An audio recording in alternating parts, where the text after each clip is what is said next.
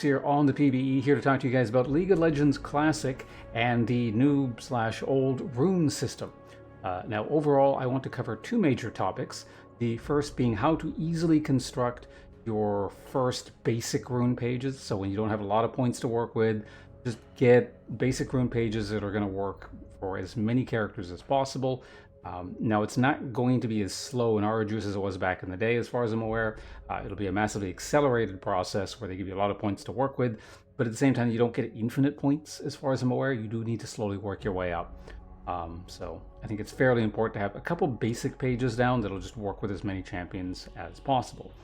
And the second thing I want to get into is the fact that some of the numbers are actually different from back in the day. So there will be an established way of doing things, kind of, conventional wisdom. You'll get these runes, you get, whatever, these quints, these glyphs. The old rules, as far as I can tell, will probably still mostly apply, or if you do things the old way, it's not necessarily terrible. It's just, it seems like there are more options. Now, I haven't looked at every single number and done the exact number crunching math, blah, blah, blah, to tell you that, like, page whatever is going to be 0.32% more efficient than the old way of doing whatever.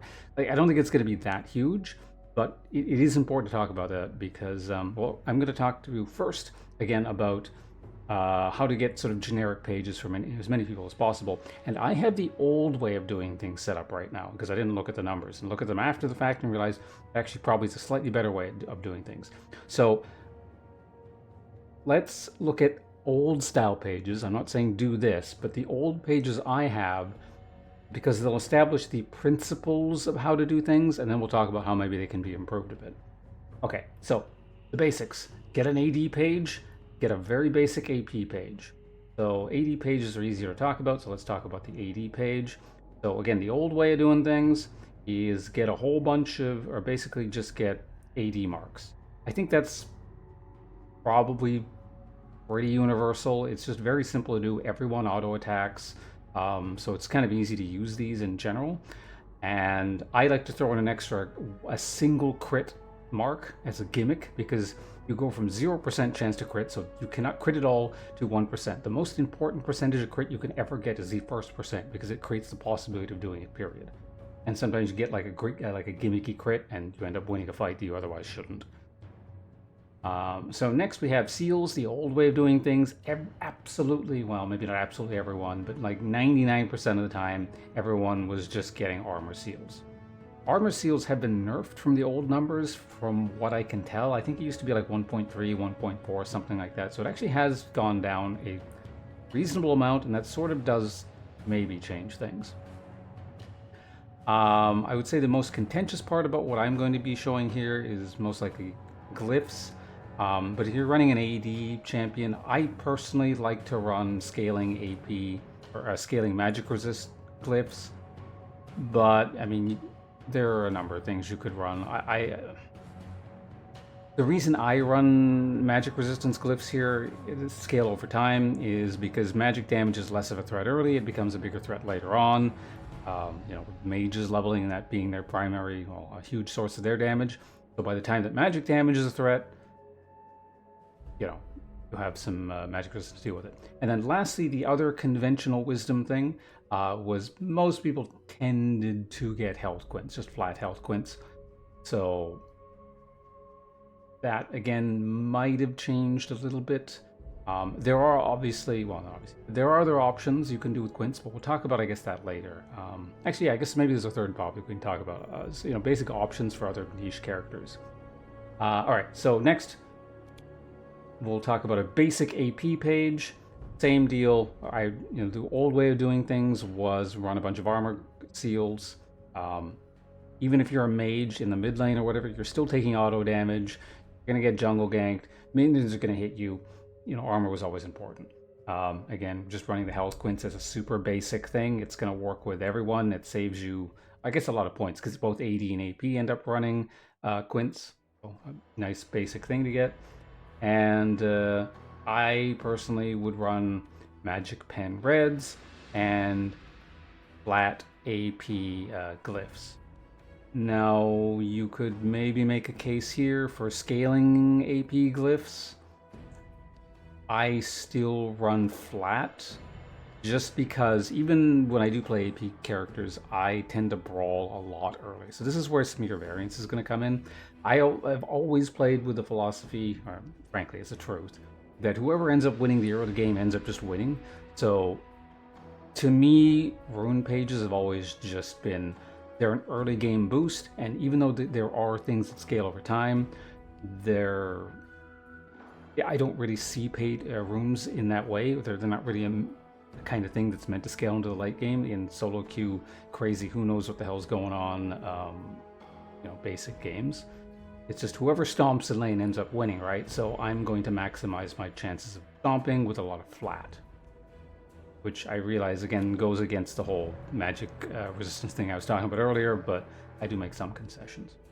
Okay, so next thing we're going to talk about is the fact that numbers are different. So some of these, the old way of doing things, especially if you're familiar with a lot of the more niche old ways of doing things, they may be different. So for example, the amount of armor, I mentioned this, that you get now is lower. So you can actually make and honestly, I'm pretty sure mathematically it is better if I had instead gone flat armor quints and HP seals, flat HP seals, because that would have resulted. So basically the way I have it set up right now, I currently get 9 armor and 78 health, right? If you do it the other way, you actually get 12.9 armor and 72 health. And I would rather take basically almost 4 armor more and only 6 HP less. And each point of armor is generally worth more than a point of health. So to me, that just actually seems better. So I might spend a bunch of points to fix that later. That's kind of the main thing. You'll notice some small stuff here and there. But I think the reason I'm noticing mainly the fact that maybe armor seals aren't the greatest anymore is the fact that they were the most ubiquitous. They were like the thing everyone always got, and you couldn't really argue with that. I'm sure people got some weird niche things and said, "Oh, it's my way of doing it's better." It wasn't. They're fooling themselves. But yeah, those are the important things. Let's maybe talk about niche stuff when you're starting to swim in points eventually. But if you're swimming in points, you probably don't need this video anymore at that point. But regardless,